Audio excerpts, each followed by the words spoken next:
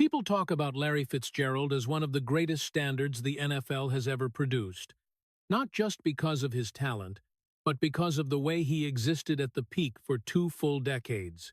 17 seasons, wearing only the Arizona Cardinals uniform, Larry Fitzgerald finished his career with more than 1,430 receptions, more than any player in NFL history, except Jerry Rice, along with nearly 17,500 receiving yards and 21 touchdowns, numbers that place him among the immortals of the league.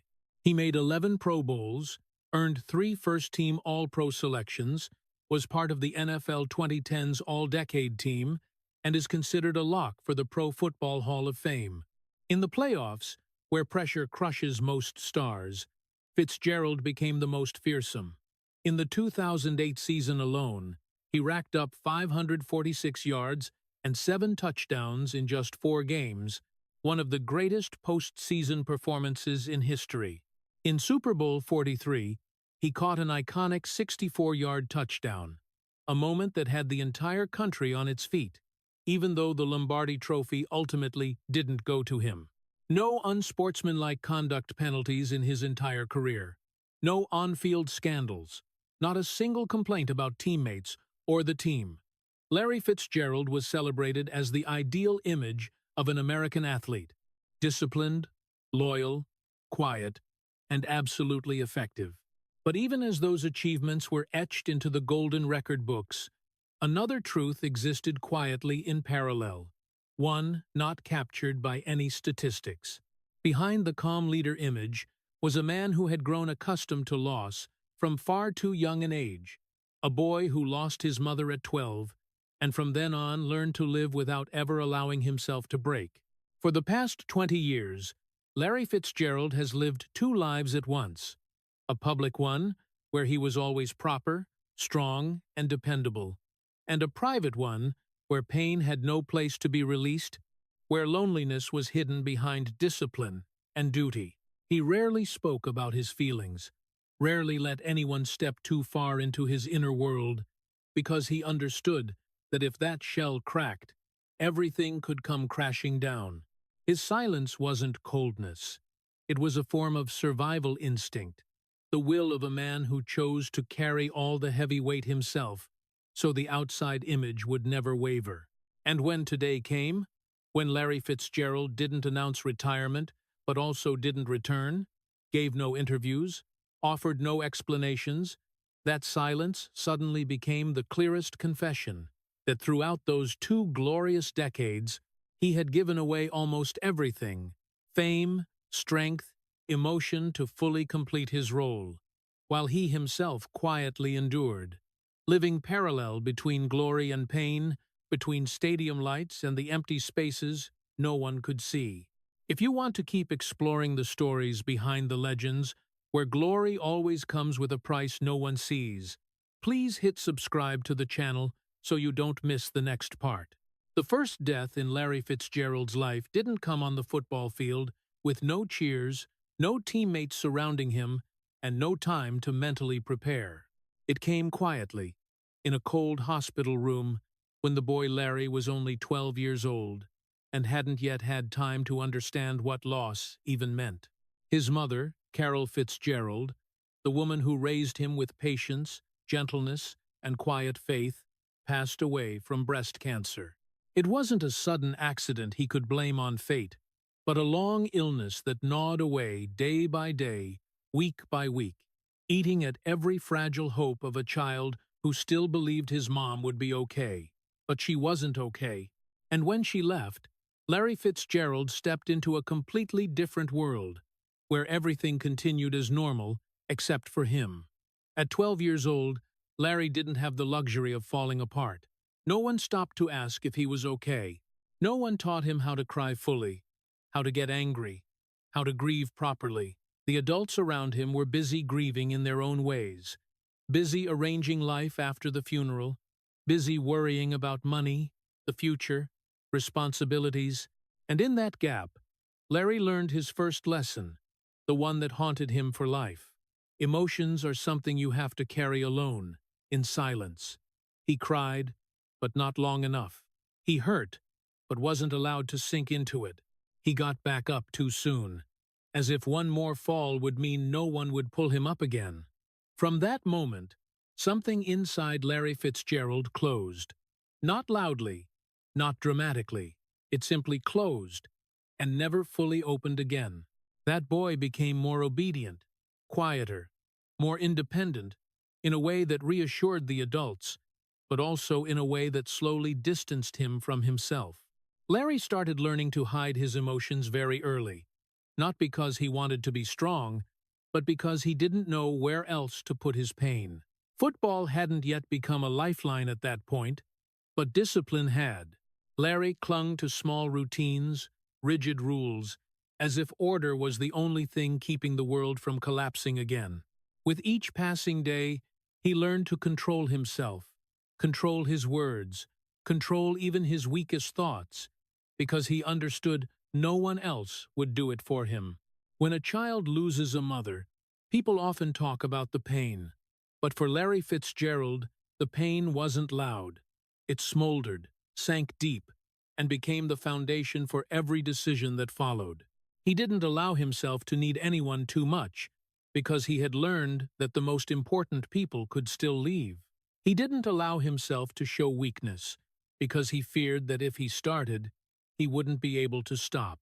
And so, instead of healing, Larry chose to lock it away. Lock the sadness. Lock the fear. Lock even the desire to be comforted. His teenage years passed in an unnatural maturity, a maturity that didn't come from rich life experiences, but from a loss that came too soon. People praised Larry for being good, for being sensible, for being mature.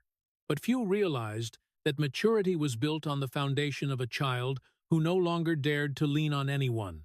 While other kids turned to family for comfort, Larry Fitzgerald learned to comfort himself. While other kids were allowed to feel sad, Larry learned to swallow his emotions, because he believed that if he was strong enough, the pain would just disappear. But the pain didn't disappear. It only changed shape. It followed him through every stage of life, hidden behind his calm demeanor, behind his steady gaze, behind the image of a man who always had everything under control. His mother's death didn't just take away a loved one. It took away Larry Fitzgerald's ability to live fully with his emotions. And from that day, he entered life with an unspoken rule. He had to always stand firm, because if he fell, no one would ask if he was okay. That rule helped him survive, helped him become the man America admired later. But it was also the first crack, the deepest, the longest, and one that never truly healed. After his mother's death, Larry Fitzgerald's childhood didn't collapse in the loud way people imagine for a grieving child. It didn't shatter. It closed. And the person standing at that door was his father, a stern, quiet man who loved his son in the way of his generation, but didn't know how to hold a hurting child. He wasn't cruel. He was just the type who believed discipline was the only thing that could keep a family standing when everything else had fallen. In that house, after the funeral, no one talked much about feelings. Life had to go on. Meals were still served. School still had to be attended. Bills still had to be paid. And Larry, though still too young, understood he no longer had the right to be fragile. He watched his father carry everything with a near-cold hardness, and he learned to follow not because he wanted to be strong, but because he saw no other way to survive. From very early on, Larry turned discipline into armor. Schedules, habits, small, rigid principles, all became ways to control a world that had once taken the most important thing from him. Discipline kept him from crying. Discipline kept him from asking questions no one answered. Discipline kept him standing straight, even when everything inside was swaying. But discipline also took away a lot. Larry didn't have true close friends, not because he wasn't sociable, but because he didn't know how to open up. He feared closeness, feared attachment, feared needing someone, because he had learned that when you need too much, the loss hurts twice as hard. In the years when other kids found support in family and friends, Larry Fitzgerald learned to carry everything himself. No one knew what he was thinking. No one knew how sad he was, and no one asked. He became a good kid, a kid who didn't cause trouble, who didn't burden adults with complicated emotions. People praised his maturity, but that maturity didn't bring relief. It brought loneliness. He got used to being alone, used to not sharing, used to solving everything in his head. With each passing day, Larry Fitzgerald sharpened that armor of discipline thicker, harder. It protected him from pain, but it also kept him from feeling joy fully. When you live long enough by discipline, you start to believe emotions are a luxury, a weakness, something that can make you collapse if you're not careful. And Larry chose not to take the risk. He learned to control every reaction. No anger, no complaining, no demanding attention. He walked through his teenage years like a miniature adult, carrying a seriousness that didn't belong to his age. Football gradually appeared as a natural part of that life, not as a glamorous dream, but as a space where discipline was honored, where emotions were hidden behind strategy and physical effort. On the practice field, Larry didn't need to say much. He just had to do it right, do it enough, do it better than yesterday. Every success, he didn't celebrate too loudly. Every failure, he didn't allow himself to collapse. Everything was handled in silence. Outsiders saw an exemplary kid, an athlete with a bright future. But inside, Larry Fitzgerald was slowly trading away something invisible, the ability to live with emotion. When you get used to living by discipline, you can survive for a very long time. You'll stand firm through storms. You'll be trusted, given responsibility, admired. But you'll also forget how to lean on someone, forget how to admit you're tired, forget how to speak your pain when it gets too heavy. And that was the foundation of a greater tragedy forming in Larry Fitzgerald's life. A tragedy not loud, not dramatic, but persistent and enduring. A tragedy of a man who learned how not to fall, but gradually forgot how to live as a complete human being. Football entered Larry Fitzgerald's life not as a miraculous salvation, but as a safe refuge for a soul already accustomed to hiding behind discipline. There, everything had rules, clear boundaries, specific goals to hold on to. On the practice field, Larry didn't need to talk about his sadness, didn't need to explain why some days he felt strangely empty. He just had to run the right route, catch the right ball, repeat the motions until his body was exhausted, and his mind had no room left for thoughts. Football gave Larry something life outside didn't: the feeling of control. When everything else in life had left him too soon, the ball always came if he was in the right spot. And Larry was in the right spot, almost all the time.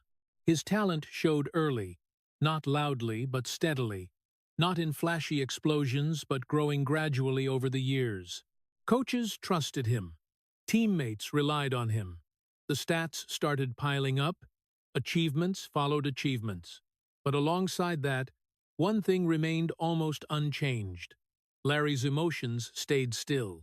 He got better every day, but not happier. Every success brought a very brief joy, then it was quickly suppressed behind the habit of self-restraint. Larry didn't celebrate too long, didn't allow himself to relax. In his head, there was always a voice reminding him not to let emotions get out of control, because once you allow yourself to feel too much, you have to face the possibility of loss again. And Larry wasn't ready for that. Football gradually became the perfect curtain. People saw an exemplary player, hardworking, no complaints, no demands, always putting the team above himself. They praised his maturity, praised his composure, praised his iron will, but those praises unintentionally reinforced the invisible cage Larry had built around himself. The more he was praised for his silence, the more he learned to stay silent. The more he was lauded for never complaining, the more he believed complaining was a form of failure. Larry Fitzgerald became the kind of player coaches loved, the kind every team dreamed of. But few realized that perfection came with a quiet price. Because when you're always the one who doesn't complain, people get used to not asking if you're okay. When you're always the best at enduring, people assume you don't need support. And Larry, with everything he'd been through, never broke that assumption. He didn't demand attention. He didn't request empathy. He didn't seek comfort. He just kept doing better, as if achievements could fill the voids that emotions couldn't reach. But achievements couldn't do that. They only hid it. They hid the loneliness with long practices. They hid the exhaustion with perfect catches. They hid the fear of loss by always keeping a safe distance from anything that could hurt. Larry was great, but deep down, he was never truly relieved. There were evenings when the practice lights went out and teammates went home. Larry stayed longer than necessary, not to train more, but to prolong the feeling of belonging somewhere. Because when he left the field, he had to face a world without clear rules, where emotions couldn't be controlled by strategy or physical effort. And so, Larry returned to what he did best, staying silent. Silent before unspoken questions. Silent before nameless sadness.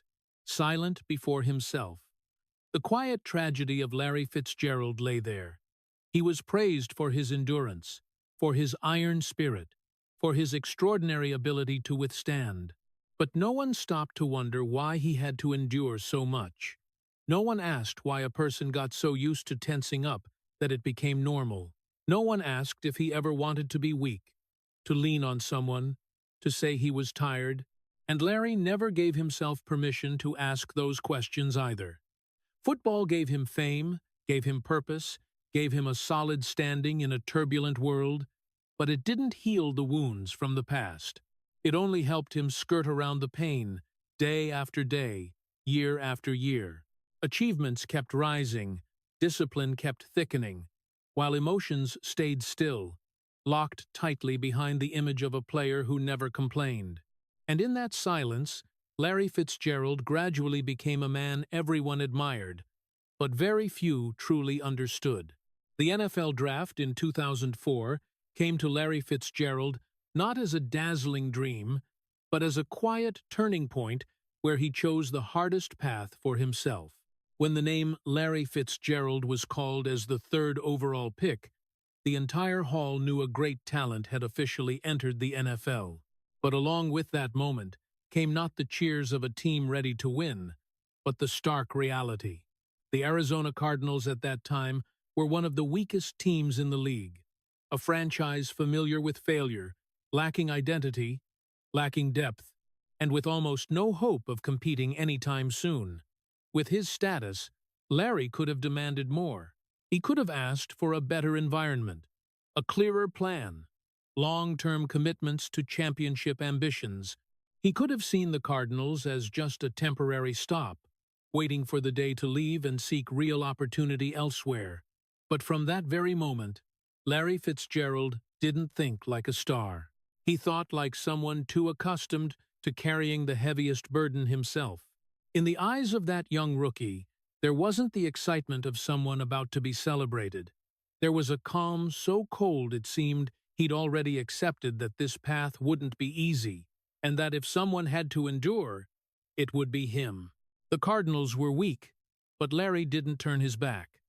The Cardinals lacked stability, but Larry didn't demand it.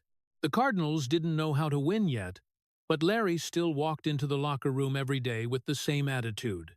Work, take responsibility, and don't complain. He didn't talk much about championship dreams. He didn't use the word future like a promise. He spoke only with actions, with rigorous practices, by setting standards for himself higher than anything the team could ask. It wasn't the lofty ideal people tell later. It was the habit of a man who had learned to sacrifice himself from very early on. When you grow up in loss, you don't ask what life will give you. You only ask yourself how much more you can give before everything collapses. Larry Fitzgerald entered the NFL with that mindset. He didn't come to be taken care of. He came to carry. Those early years with the Cardinals were heavy days. The team changed head coaches constantly. Quarterbacks came and went. Schemes changed, philosophies changed, only Larry stayed. He caught imperfect passes, ran routes not designed for success, and got up after failures no one wanted to own. Each passing season gave him another reason to leave, and each passing season he stayed. Not because he didn't see the truth. He saw clearer than anyone that the road he was on was exhausting, that the best years of a player's career could be wasted on a team not ready to win. But precisely because of that, he refused to let himself run away. For Larry, leaving always meant betrayal, not just betraying the team, but betraying the image of himself he'd built since he was a boy who lost his mother. He'd grown used to being the one who stayed when things got hard. He'd grown used to not choosing the easy path. And the NFL, in its cruelest way, simply amplified that old lesson. The media gradually began praising Larry Fitzgerald as a symbol of loyalty. Fans saw him as the soul of the Cardinals. But no one asked what that loyalty was built on. No one asked how high its price was. Larry carried the team on his shoulders, not just with talent, but with silence too. When they lost, he stood at the microphone. When they rarely won, he gave the spotlight to others. He became the emotional anchor for a franchise that was always unsteady, and in the process, he gradually lost the right to be weak. Each time the Cardinals failed, Larry didn't just lose a game. He lost another small piece of the belief that all the sacrifice would eventually be rewarded. But he never said it. He never allowed himself bitterness. He just kept stepping onto the field the next week, as if persistence could make up for every shortcoming around him. The 2004 draft, in hindsight, wasn't just the day Larry Fitzgerald was selected into the NFL. It was the day he officially chose a life where enduring became the standard, and self-sacrifice became natural reflex. He could have left. He could have demanded. He could have set conditions for his loyalty. But he didn't. Not because he believed suffering was noble, but because he didn't know any other way to live. When you've been used to standing on your own since you were very young, you'll carry that habit your whole life, even when it starts to hurt you. Larry Fitzgerald didn't choose the Cardinals because it was the easiest place to shine. He chose the Cardinals because it was a place that needed someone willing to bear it all. And from that moment, the most painful path was set not by promises, not by declarations, but by the silence of a man accustomed to self-sacrifice, who never learned to ask, "Do I have the right to choose a less painful road?" When Larry Fitzgerald stepped into the middle years of his career, no one looked at him anymore like a young talent who needed guidance.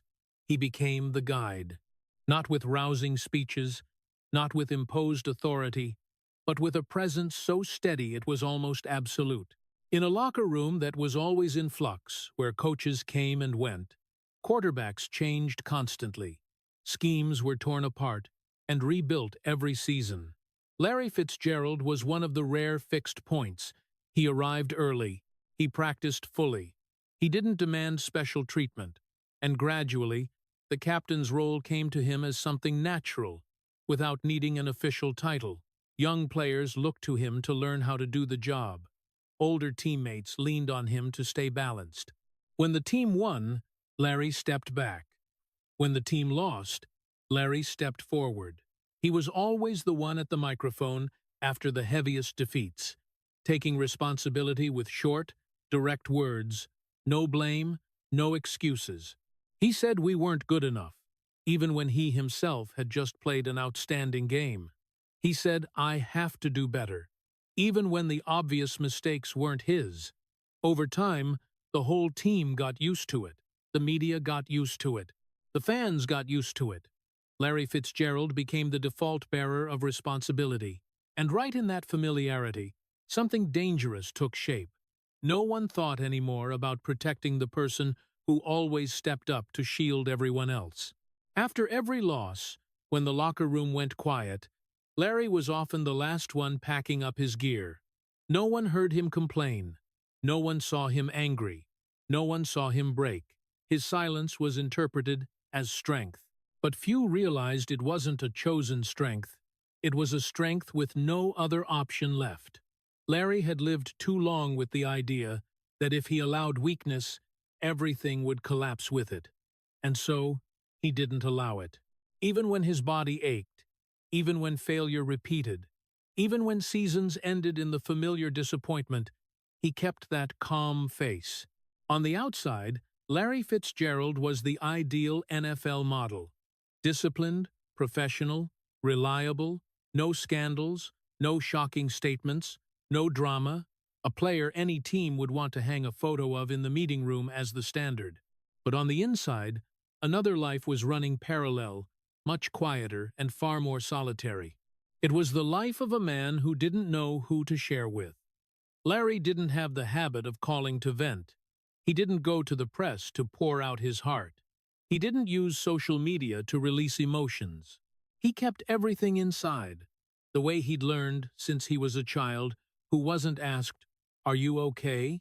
When you're the leader, people expect you to be strong. When you're strong for too long, people forget you're human too. And Larry Fitzgerald got trapped in the very image he'd built. Every time the team failed, he felt the responsibility grow heavier, not just as a player, but as the one keeping everything from breaking. He carried his teammates' disappointment. He carried the fans' anger. He carried the helplessness of an organization not ready to win. But no one carried his emotions for him. No one asked how tired he was. No one asked if he still had the strength to keep going. And Larry never gave himself permission to ask those questions either. His double life started to become clear right here. By day, he was the perfect captain, always saying the right thing, doing the right thing, standing in the right place. By night, he was a man facing emptiness without knowing what to call it. No family to come home to with healing noise. No close circle of friends to shed the role with. Just silence, and the feeling that if he stopped, everything would fall on someone else.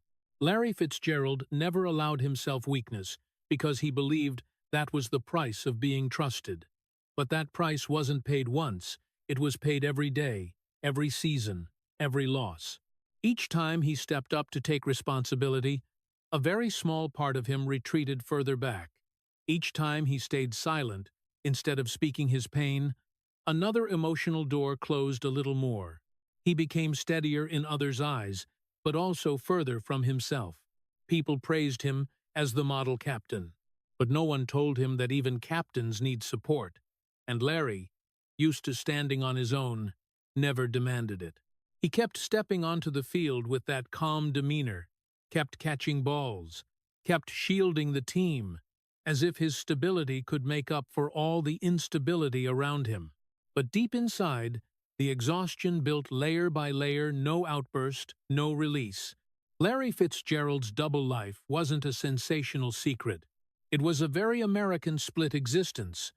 One half for public duty, one half locked away because he didn't know any other way to live. And in the captain's role, the role he performed most excellently, the tragedy became clearer than ever. A man so strong he didn't allow himself weakness, and therefore no longer knew how to be comforted. Super Bowl 43 didn't come to Larry Fitzgerald as a long-awaited peak to celebrate, but as fate's final test for a man accustomed to enduring in silence. It was the moment the whole country watched, where the lights shone brighter than any stadium he'd ever walked into, where every story of loyalty, discipline, and sacrifice seemed poised to be justly rewarded. Larry had gotten there on a long, bumpy road, carrying an entire team that wasn't born to win. The Arizona Cardinals entered that game not as favorites, but as quiet challengers, led by a captain who never talked much about dreams, only quietly shouldered responsibility. And throughout the game, Larry Fitzgerald did what he always did. Stood in the right spot, ran the right route, seized the rare opportunity with hands long accustomed to pressure. Then, that moment arrived. The 64-yard touchdown. A perfect route. A catch that made the entire stadium hold its breath before erupting. The whole country stood up. For a moment, every sacrifice seemed repaid. People chanted his name, called it a historic moment, a destined moment. But history didn't stop there. The game went on, and fate, as it had so many times before, didn't side with the man who'd done everything right. When the final whistle blew, the Lombardi Trophy went to the team on the other side. Larry Fitzgerald stood there, alone, on the field that had exploded for him just minutes earlier. No tears, no angry gestures, no complaints. He took off his helmet, looked around, as if trying to memorize every detail of that moment, not to resent it, but to accept it. In the blinding lights of the Super Bowl, Larry Fitzgerald looked strangely heartbreaking. He didn't collapse. He didn't look for someone to hug. He just stood tall, quietly, as if this had been predicted long ago. For many, it was a tragic, romantic sports moment. But for Larry, it was the rawest lesson life had ever taught him. There are things you do perfectly, step by step, flawlessly to the point where you can't blame yourself anymore, but still, no reward comes. And you have to keep living with that. After Super Bowl 43, Larry Fitzgerald didn't turn bitter. He didn't speak publicly about the unfairness. He didn't use that defeat as loud motivation. But something changed very deeply inside. From that moment, Larry understood that if he kept waiting for a fitting reward, he would only keep hurting himself. So he learned to accept. Not acceptance as giving up, but acceptance that fate didn't owe him anything. He had given everything he had. He had fulfilled his role. And if the final result didn't come, it wasn't betrayal, it was the harsh nature of the game. That acceptance didn't make Larry lighter. It made him quieter. After the Super Bowl, he kept playing with the same professionalism, the same discipline, the same sense of responsibility. But in his eyes, there was an extra layer that was hard to name. Not disappointment, not hope. It was the clarity of someone who had looked straight at the limits of human effort. He no longer spoke of championship dreams as an inevitable goal. He spoke less. He did more.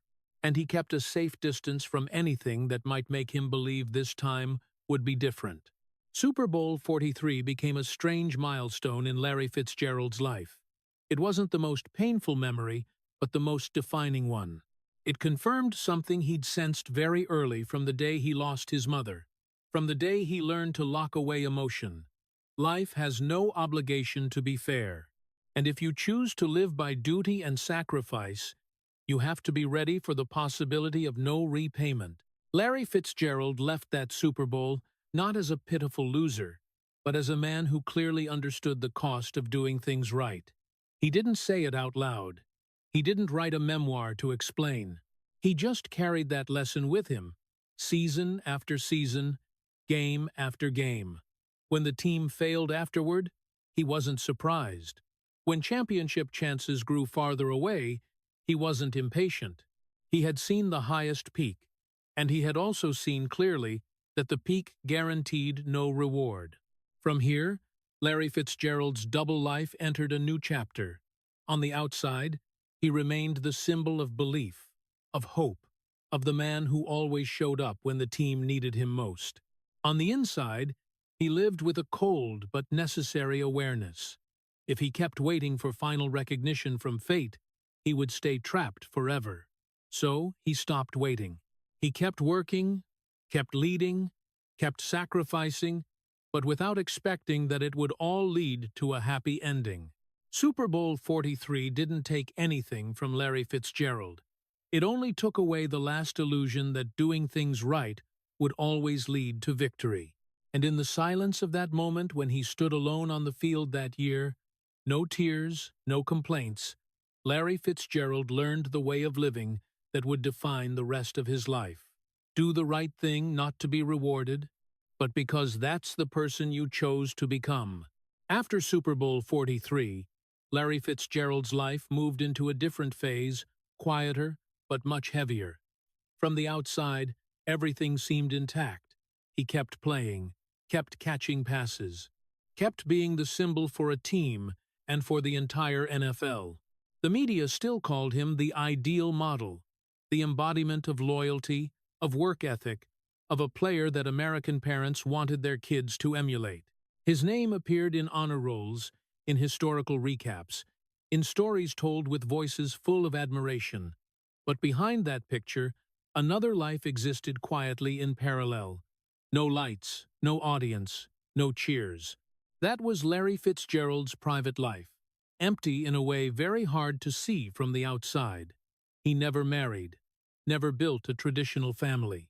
Relationships came and went, fragile, cautious, never deep enough to become real support. Not because Larry didn't crave love, not because he was coldly closed off, but because he had lost too soon, too much, and the fear of losing again was always there like a shadow that never left. When you lost your mother at 12, when you learned to stand firm without anyone asking, "Are you okay?" you carry a lifelong wariness.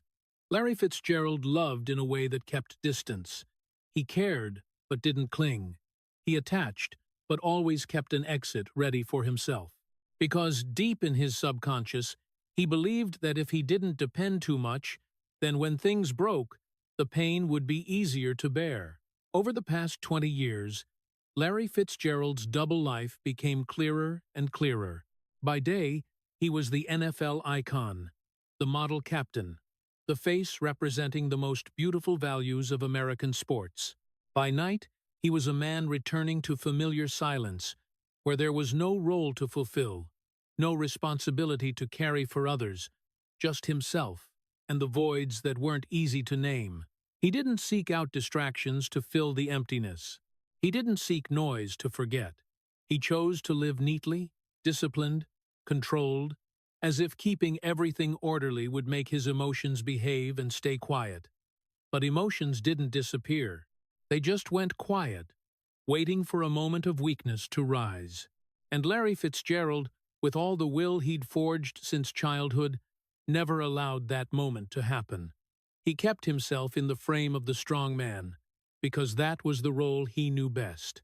Teammates looked to him for stability. Fans looked to him to believe that decency still existed in the harsh world of sports. And Larry, as always, never let anyone down. But in never letting anyone down, he gradually forgot himself. There were evenings, after fulfilling every duty, when Larry Fitzgerald faced a very simple question that wasn't easy to answer. If one day there was no more football, no more team needing him, no more people expecting him to step up and take responsibility, then who was he, and what would he lean on? He never found a clear answer to that, because for 20 years his life had been defined by giving, not by keeping, giving to the team, giving to teammates, giving to the image the public needed. As for his personal life, he let it drift in excessive caution, as if even a small crack could pull everything down in a collapse he wasn't strong enough to face. Not marrying wasn't a failure for Larry Fitzgerald. It was the consequence of a man accustomed to living in emotional defense. Fragile relationships weren't because he didn't value others, but because he didn't believe he could survive another deep loss. Fear of attachment wasn't fear of love, it was fear of pain. And that fear, formed in childhood, nurtured through years of solitude amid the spotlight, became an inseparable part of him. On the outside, Larry Fitzgerald was the image of solidity. On the inside, he lived like someone always keeping a hand on the doorknob, ready to pull back before anything became too important. His double life wasn't a sensational secret, wasn't deception, it was a necessary division for survival. One life for the world, and one life shrunk down to protect himself. 20 years passed, and Larry Fitzgerald excelled at his first role. The second role, the role of a human being fully loved and allowed to be weak, remained unfinished. And in that unfinished state, his quiet tragedy became clearer than ever. Not because he didn't know how to love, but because he feared that if he loved deeply enough, he would have to learn how to survive loss one more time. The year 2008 came to Larry Fitzgerald like a faint scratch on what seemed like a flawless portrait. It didn't explode into a loud scandal, didn't drag on through public trials, and didn't end with a conviction, but it existed. And for a man who had spent his life keeping everything neat, proper, and silent, its existence was more than enough. The incident that year was mentioned in short lines, cautious headlines, then quickly pushed out of the news cycle. There was no criminal verdict, no finding of guilt. Larry Fitzgerald didn't stand before the public to defend himself at length, nor did he launch a campaign to clean his image. He chose his most familiar way, saying nothing. To many, that silence was interpreted in different ways. But for Larry, it wasn't a media strategy. It was a survival reflex formed very early. When things get complicated, pull back, lock the door, endure in silence. The most important thing here isn't the incident itself, but what it did to Larry Fitzgerald from the inside. A stain, even without a conviction, was still enough to shake the fragile trust he had in the outside world. It reminded him that no matter how disciplined you live, no matter how careful you are, there will be moments when the image you've built your whole life can be questioned in an instant. And for Larry, the man used to carrying responsibility for others, that feeling was especially heavy. He didn't get angry. He didn't fight back. He didn't try to unload it. He just quietly closed the door, even tighter the door that had never been fully open. After 2008, those close to him noticed a very subtle change. Larry Fitzgerald, already private, became even more private. Already cautious in relationships, he now kept clearer distance. He spoke less, smiled less, and controlled every detail of his private life with near absolute care. Not because he feared being misunderstood again, but because he understood he didn't have the energy to deal with the complexity of being misjudged. Larry chose the safest way. Give no one the chance to get too close. On the field, he was still the Larry Fitzgerald everyone knew, still catching balls with certainty, still stepping up to take responsibility after failures, still the model coaches and teammates relied on. But inside, a new wall had been built, not tall, not rough, but thick and hard to penetrate. That unconvicted stain didn't destroy him, but it reinforced an old belief that the world isn't always fair, and the best way to survive is to not give it too much power over your emotions. Larry Fitzgerald didn't explain himself, not because he dismissed public opinion, but because he didn't believe words could heal. From childhood, he had learned that words didn't bring his mother back. Words didn't erase losses. And now, words couldn't make things simpler either. He chose action. He kept living properly, kept working hard, kept giving without demanding understanding. But this silence carried a different shade. It wasn't just discipline. It was deliberate withdrawal. Relationships became more fragile, not from lack of goodwill, but because Larry no longer wanted to put himself in a vulnerable position. He kept everything at a level just safe enough, just controlled enough.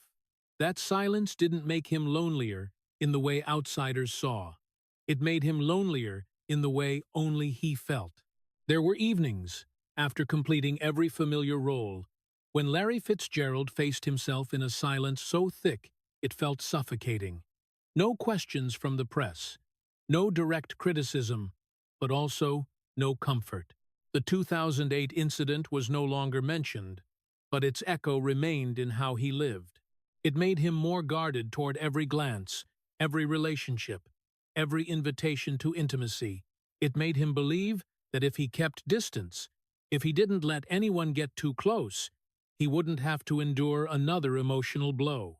And so, Larry Fitzgerald continued the familiar path, carrying on the outside, locking tight on the inside.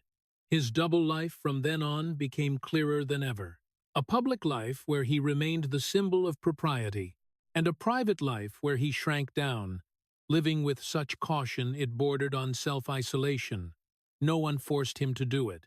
No verdict compelled his silence. But that experience made him choose silence as a form of self-protection. The most heartbreaking thing wasn't that he was questioned. The most heartbreaking thing was that from then on, he became even more convinced he had to bear everything alone. No expecting empathy, no hoping for understanding, no seeking comfort. That unconvicted stain didn't define Larry Fitzgerald, but it helped shape the man he became. A man who spoke less and less, who closed off more and more, who lived in silence, because he believed silence was the only place where no one could hurt him again. After 2008, when the quiet echoes had managed to close another layer of the door in his private life, Larry Fitzgerald entered a phase where loyalty no longer carried the romantic hue people still told stories about. It became a familiar burden, a habit deeply ingrained in the way he existed. The Arizona Cardinals declined. Not in a sudden slip, but in a long, exhausting downward slide that wore hope thin with each passing season. The roster changed, strategies shifted, promises of a brighter future repeated, and then vanished. Larry Fitzgerald saw it all. He understood better than anyone that time was no longer on his side, that each year took another piece of his body, another championship chance slipping out of reach. Injuries began to accumulate, not the kind that sidelined him long-term, but persistent, smoldering pains that reminded him he was no longer young. Shoulder pain, back pain, fingers burning. Mornings waking up took longer for his body to be ready. But Larry didn't complain. He had never learned how to complain. In an NFL where stars often sought paths to teams ready to win, Larry Fitzgerald stayed right there, each season giving him more reason to leave, and each season he chose to stay. Opportunities weren't lacking. Unofficial offers always existed. He could have picked another landing spot where a ring seemed closer, where the final years of his career could be traded for the one he'd never had. But Larry didn't go, not because he didn't see the benefits of leaving, but because, for him, leaving was no longer a natural choice. Loyalty, over time, had become reflex, a reflex of a man accustomed to staying when things got hard. Each time the Cardinals failed, Larry Fitzgerald didn't just lose a game, he lost a little more strength, a little more belief that things would ever be different. But he still stood there, shielding the team from the media, taking responsibility for problems beyond any one player's control. Younger teammates looked to him like a milestone, an image to lean on, and Larry, as always, didn't allow himself to disappoint them. Loyalty at this point was no longer a beautiful story told in features. It was practices in pain. It was continuing to play, even knowing championship chances grew farther away. It was putting the team's needs above personal wants, over and over. Larry Fitzgerald didn't say he sacrificed. He didn't use that word, but his actions spoke for him. Each passing season, he traded away another part of himself to keep the team anchored. And in the process, he gradually accepted that what he lost might never be replaced. Loyalty started to hurt when it no longer came from hope, but from habit. A habit formed in childhood, from loss, from always staying when others left. Larry Fitzgerald no longer asked himself whether he should leave. That question seemed never to have truly existed in him. He only asked himself how much longer he could endure without forcing someone else to carry a heavier load. Those final years, the Cardinals were no longer a team of big dreams, but Larry still took the field with the same seriousness as his early days. He caught fewer balls. His speed wasn't what it used to be, but every route, every collision carried a quiet resignation. People kept praising him as the symbol of loyalty. But few understood that when loyalty becomes the habit of self-sacrifice, it is no longer a free choice. It is the only path you know how to walk. There were nights, after another loss, when Larry Fitzgerald returned home with an exhausted body and a heavy mind. No cheers, no promises of tomorrow, just the feeling that he had given a little more, and he didn't know how much was left to give. But the next morning, he still showed up on time, still practiced, still worked. Because for Larry, stopping always meant facing the hardest question. If there was no more football, no more team to be loyal to, how would he live with all the voids long forgotten? So, he kept staying, taking more losses, taking more pain. Loyalty, in this phase, was no longer an idealistic decision. It was the survival habit of a man so accustomed to self-sacrifice that he no longer knew how to put himself first. And in that silence, Larry Fitzgerald kept walking, not because he believed this path would lead to glory, but because he didn't know any other way to live than what he had become. The final years of his career came to Larry Fitzgerald not with a violent collapse, but with a slow, steady erosion, like water wearing down stone. His body didn't betray him in a dramatic moment. It simply reminded him every day that time had begun to collect its debt. The numbers no longer leaped like before. The catches no longer came in bunches. On the stat sheets, his name appeared less. In the quick highlights, he was no longer the top headline.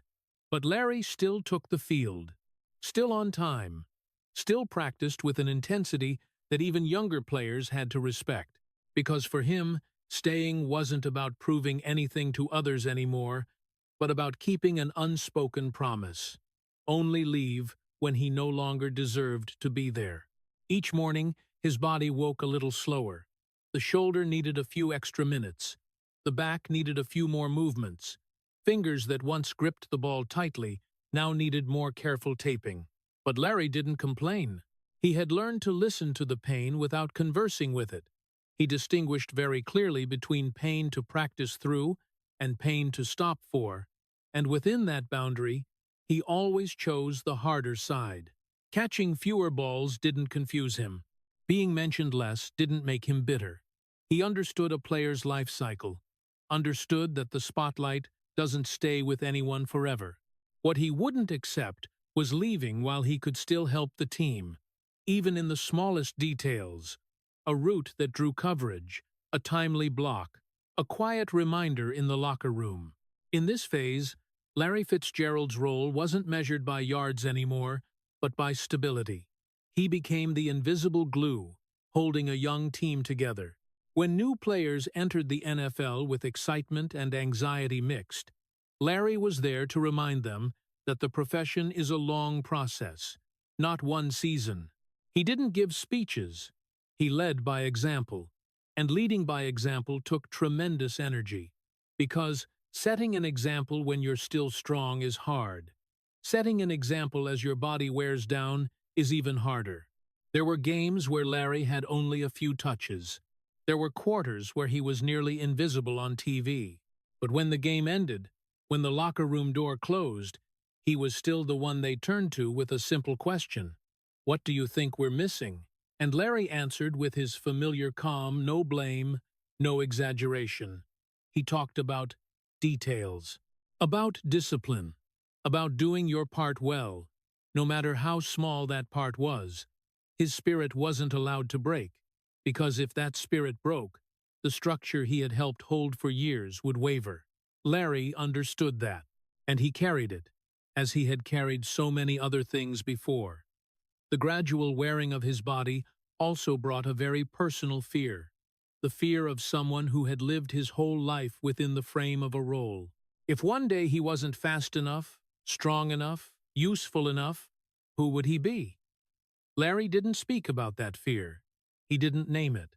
He only faced it every day by continuing to take the field, continuing to practice, continuing to test himself against the strictest standard.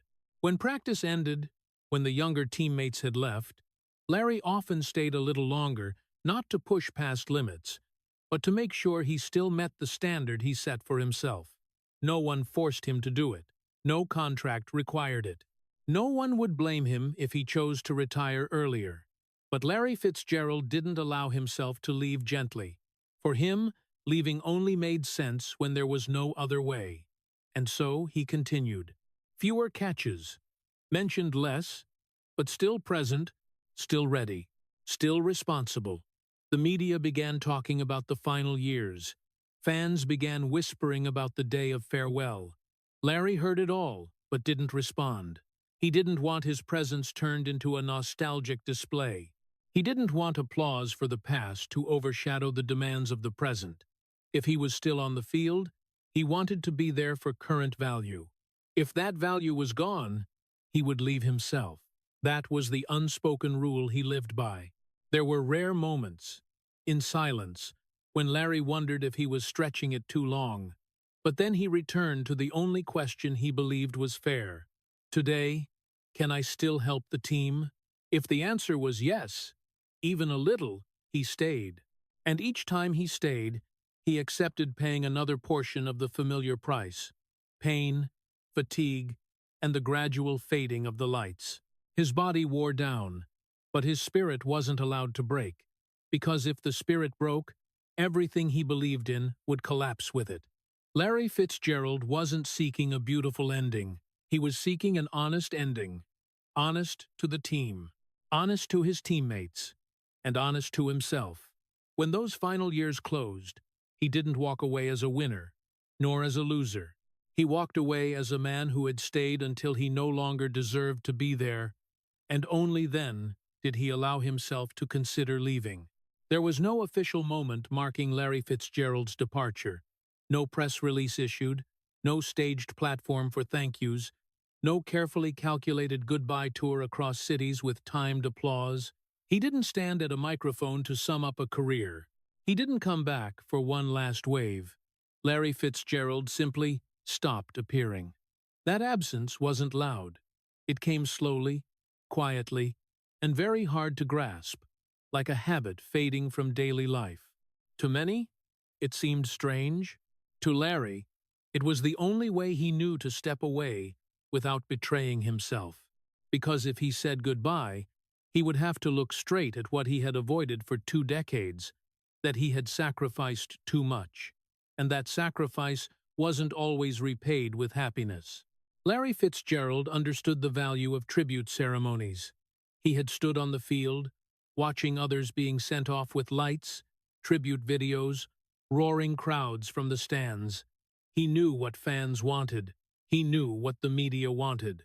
But he also knew he wasn't ready for it, because a farewell ceremony isn't just a goodbye to fans. It's an admission that a chapter has ended, that what was given will never be taken back. And Larry didn't want to stand there tallying his own losses. He had lived too long by not asking, "What do I get in return?" If he stopped to say goodbye, that question would arise, and he wasn't sure he had an answer light enough to carry. So Larry chose silence. He didn't announce retirement, because retirement is a public act, a milestone that forces people to look back. He didn't sign another contract, didn't open a new door. He just let time pass, let practices lose their schedule, let seasons begin without his name on the roster. That withdrawal was like someone stepping out of a familiar room without turning off the light or locking the door, because they weren't ready to admit they wouldn't return. For Larry Fitzgerald, leaving this way wasn't avoiding responsibility, it was self-protection. Protection from the feeling that if he stopped and looked straight, he would see clearly where he had placed his life. No goodbye tour also meant no collective comfort. No arranged stories to soften memories. No highlight reels to turn pain into beautiful nostalgia. Larry Fitzgerald didn't allow himself to be soothed that way. He withdrew as if there was still something unfinished, as if not putting a final period would make everything a little lighter. And in that silence, he avoided the hardest thing, admitting that sacrifice had become his reason for living, and that reason had taken away so much he hadn't had time to keep. Some people retire to start a different life. Larry wasn't sure if he had that different life waiting. Football wasn't just his profession. It was the structure that kept him standing. It was where discipline replaced emotion. It was where responsibility helped him avoid facing the private voids. If he said goodbye, he would have to ask himself, then what? When there were no more practice schedules, no more games, no more roles to fulfill, how would he live with himself? Larry wasn't in a hurry to find the answer. He chose not to ask the question publicly, not to turn his departure into an event for others to discuss. He let it happen like a natural process, slow enough for him to adjust without having to witness it. The months and days afterward passed in a different rhythm. Not louder, not lighter, in the way people imagine. The silence didn't bring instant release. It only opened a space where thoughts once suppressed began to have room to exist. Larry Fitzgerald didn't run from the past, but he also didn't lay it out for the public. He kept everything private, the way he had throughout his career. No tribute ceremony meant no collective moment allowed to grieve. If there was sadness, it was personal sadness, one he had to walk through alone. Withdrawing this way was also a quiet admission that some sacrifices, if spoken aloud, would become too heavy. Larry didn't want to recount the aching mornings, the disappointing seasons, the years of staying when he could have left. He didn't want to measure loyalty by the ring that never came, because if he did, the beautiful story everyone believed in might crack into an unbalanced equation. And Larry, the man who had spent his whole life keeping things from breaking, didn't want to be the one to break it at the very end. So he withdrew, as if he were still considering, as if the door were still ajar, not to come back, but to avoid slamming it shut. In that mindset, he didn't have to face final praises, nor did he have to face the hard questions. He kept for himself a soft path, where sacrifice didn't need to be named, where fatigue didn't need confirmation. Larry Fitzgerald didn't retire because he didn't know how to say goodbye to himself, to the man accustomed to carrying, to staying silent, to staying until the very end. If he said goodbye, he would have to admit that he had placed too much on the scale, that parts of his private life had been neglected in exchange for stability for others, and he wasn't ready for that admission. Silence, therefore, became the most honest form Larry knew, honest to what he had given, honest to the fact that he didn't yet know what to take back. No statement, no ceremony, no closing embrace. Just a man stepping slowly out of the lights, carrying everything that had never been put into words, and choosing to keep living without forcing himself to conclude. Life after the lights came to Larry Fitzgerald without the sense of liberation people usually attach to the word rest. It wasn't light, it was just less noisy. When the cheers faded, when the game schedule no longer framed every week, Larry didn't wake up in jubilation. He stepped into a new rhythm with the same old habits: discipline, privacy, and keeping emotions from slipping out of control. On the outside, everything looked like a complete picture. He did charity work regularly, invested cautiously, lived discreetly. But on the inside, the emptiness didn't disappear. It only changed shape. Larry spent more time on community activities, especially education and children. He appeared at low-key events, spoke briefly, gave resources quietly. Charity, for him, wasn't emotional compensation. It was continuing responsibility. Just like on the field, he chose to do the right thing without needing the spotlight. He didn't talk about what he didn't use it to spin a beautiful post-career story. His investments were the same: steady, low risk, long-term priority. Larry understood the value of stability better than anyone. But that very stability didn't bring the relief many expected. It just kept things from breaking. Living privately became the natural choice. No noisy social media, no flashy parties, no declarations of a bright new chapter. Larry shrank his life like someone clearing out excess from a room that had once been too crowded. Neater, quieter, but not warmer. There were mornings when there was no practice to rush to, when he woke slowly and realized that silence didn't automatically become peace. It only opened space where postponed thoughts began to knock. And Larry, as always, didn't rush to open the door. No jubilation, because jubilation requires a sense of being repaid. No relief, because relief requires naming what had been suppressed. Larry had never been good at that. For years, he lived by fulfilling roles. When the role vanished, the question, "Who am I, when I'm no longer needed?" appeared quiet but persistent. He didn't answer it with words. He answered with a schedule: charity work, reviewing investment reports, limited meetings. Each activity was a brace to keep the day from collapsing. There were moments when memories returned unannounced. A perfect route, a moment standing alone after the Super Bowl, a season ending in silence. Larry didn't chase them away, but he didn't invite them to stay either.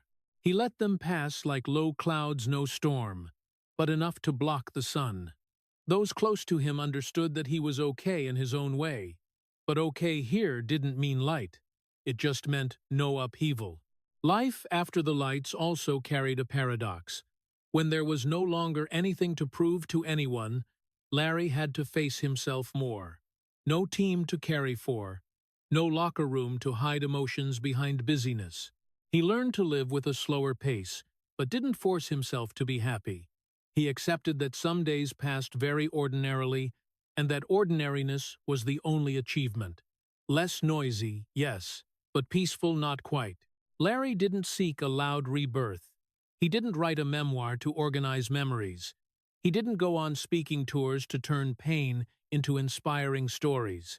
He understood the value of those things, but didn't choose them. For him, continuing to live was keeping an even breath, not letting the past weigh too heavy, not letting the future promise too much. Each day was a balancing exercise, between giving and keeping, between remembering and forgetting, between old discipline and necessary looseness. Life after the lights, therefore, wasn't a reward. It was a prolonged transition phase where unanswered questions were set aside so the present wouldn't shatter. Larry Fitzgerald didn't run away, but he also didn't celebrate. He moved forward with the caution of someone who understood the cost of sacrifice. Less noisy to hear his own heartbeat more clearly. But no release, because some things, if opened too quickly, would hurt more than leaving them be. And Larry, who had spent his life keeping everything from breaking, continued to live that way, quieter, more private, without jubilation, but still standing firm. In the end, when the lights had receded and the rhythm of life was only slow steps, Larry Fitzgerald emerged exactly as he had always been, a man who was never healed. No Super Bowl, no ring to close the story with a neat symbol, no complete family to make up for the years given away, no closure in the way people usually expect, no explosive moment, no apology from fate, no plaque hung saying every sacrifice had been fully recorded. His life didn't return what it took. It simply stepped aside quietly, as if his standing firm all those years had been the only answer. No Super Bowl wasn't just missing a title. It was a sign that some efforts, no matter how perfect, still don't reach the final reward. Larry had run the right routes, caught the right balls, stayed when he could have left, carried when he could have dodged. But history has no obligation to be fair. It doesn't owe him a trophy to balance the scale of sacrifice. And Larry, after so many years, had learned not to demand it. He wasn't bitter. He didn't complain. He just remembered in silence that some voids will never be filled. No complete family wasn't an absence of affection, but an absence of a place to drop the role. Larry loved in the cautious way of someone who lost too soon. He attached in the way that kept an exit ready. He didn't allow himself to bet everything on anything that could break, not because he lacked courage, but because he understood the price of another loss. So, his relationships usually stopped at a safe threshold, warm enough not to be cold, distant enough not to hurt. An imperfect choice, but consistent with how he had lived. No closure was the hardest part. No concluding moment to put every question to rest. No proper thank you from fate, saying, "That's enough." What remained was a string of ordinary days, less noisy, but not light. Larry didn't try to create an ending. He left the story open, as if acknowledging that human life rarely closes with a perfect period. And in accepting that, he avoided the temptation to turn the past into a self-soothing legend. But amid all those no's, there was one thing Larry Fitzgerald didn't do. He didn't betray himself. He didn't bend the values that kept him standing. He didn't trade quiet decency for comforting noise. He didn't paint over pain to make it a bestseller story. He didn't turn his back on the choices that shaped him, even though they took more than they gave back. Loyalty, when it was still a choice, had become habit.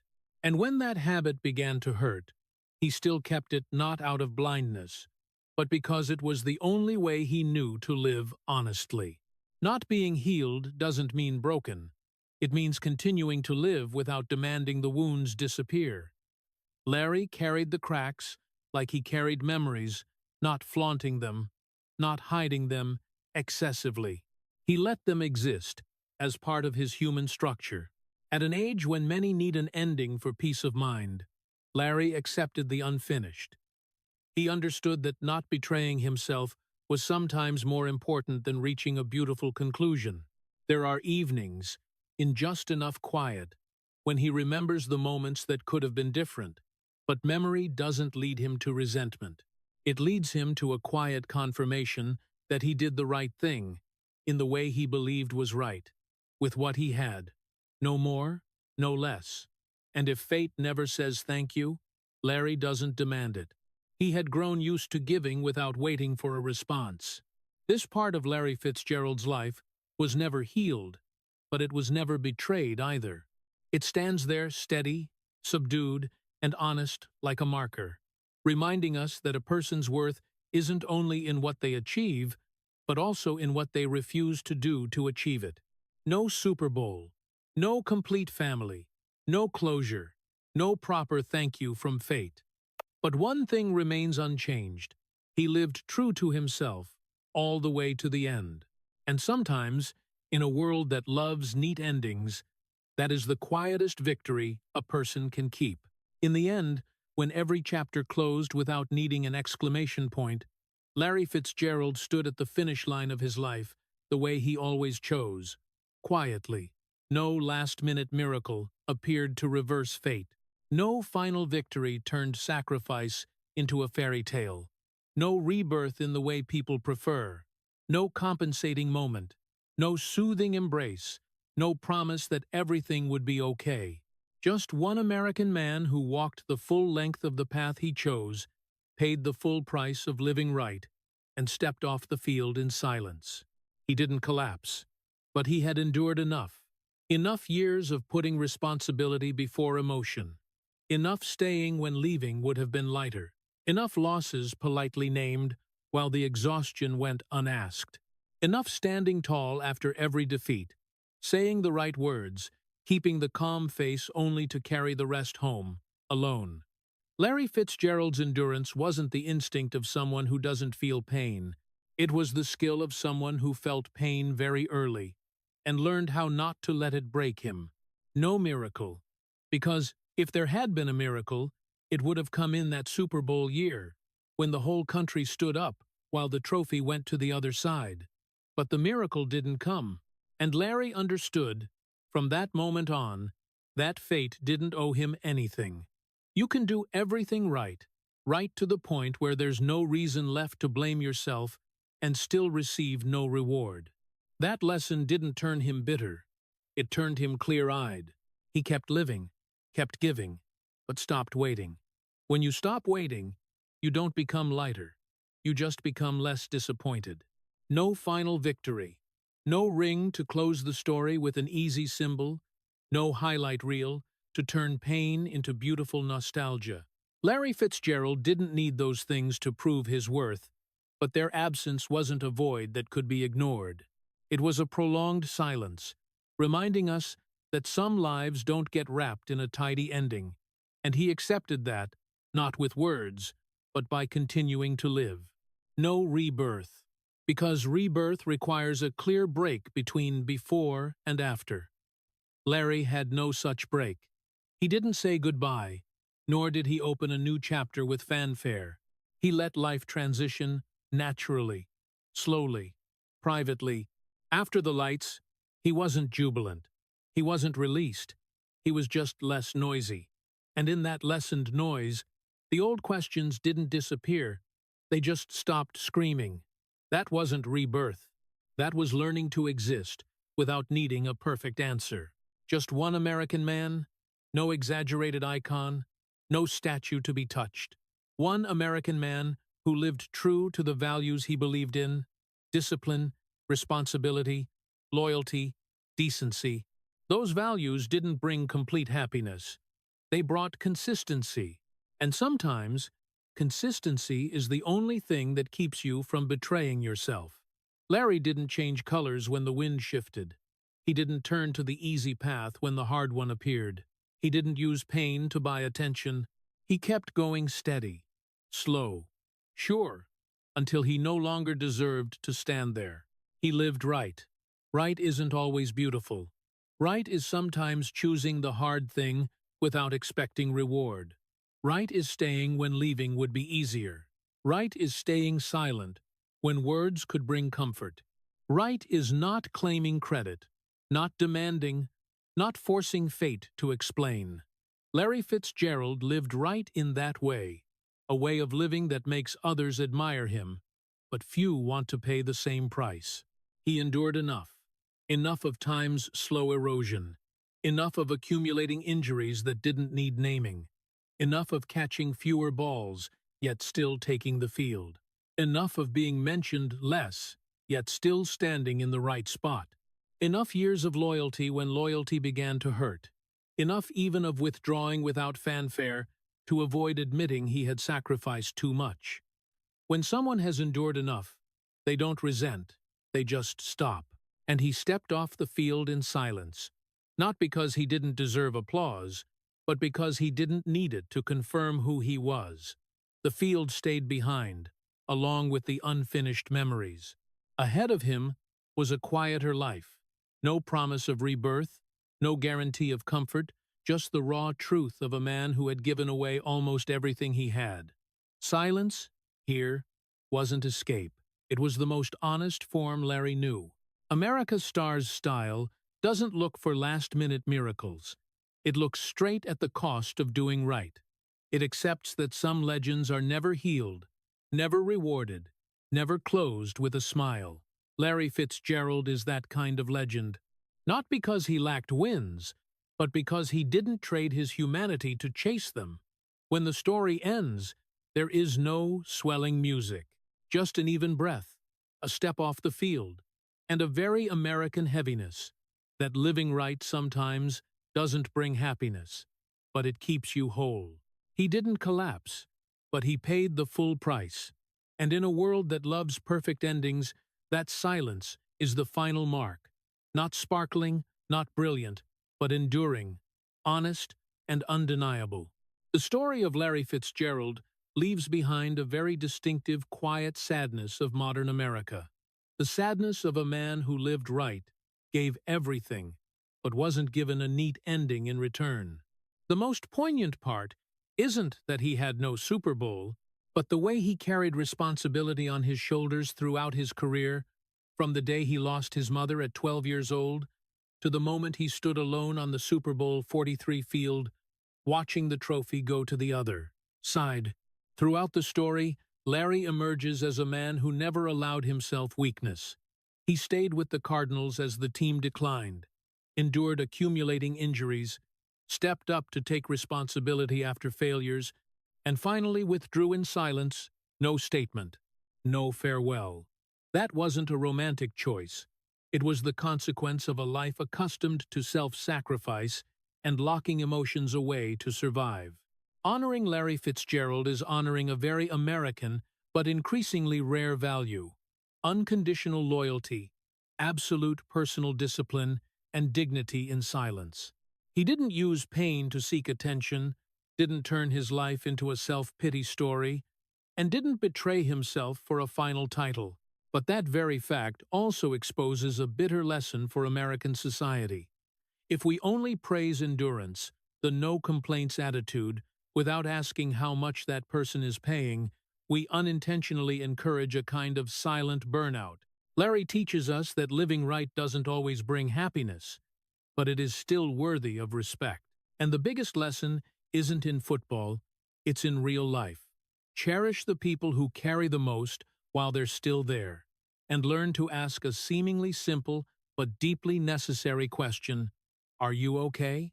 Before it's too late.